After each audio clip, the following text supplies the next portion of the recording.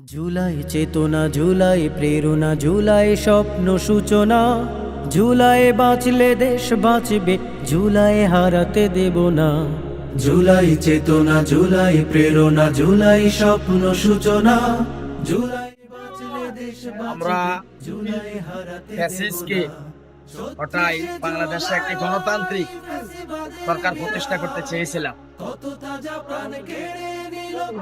তত্ত্বাবধান সরকার বা অন্তর্বর্তী সরকারের কিছু নির্বাচনী আইন কানুন, যেটা গণভোটের রায়, গণভোট হওয়ার জন্য জাতীয় সংসদ নির্বাচন এবং গণভোট দুইটাই একই ব্যালটে একই দিন একই ব্যক্তির মাধ্যমে অনুষ্ঠিত হয়েছে।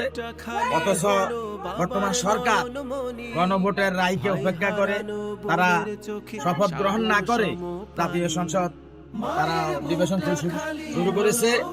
এই জন্য আমরা জনগণের কাছে আহ্বান জানাই, আমরা এই সরকারের কাছে আহ্বান জানাই জনগণের মাধ্যমে, যাতে তারা অনতি বিলম্বে গণভোটের রায় কার্যকর করে, জুলাই সনদ কার্যকর করে, দেশের সংস্কার করে বাংলাদেশকে যেন দায়মুক্ত করে, জনগণকে যেন গণতান্ত্রিক পন্থায় ফিরে যাওয়ার মতন সুযোগ করে দেয়।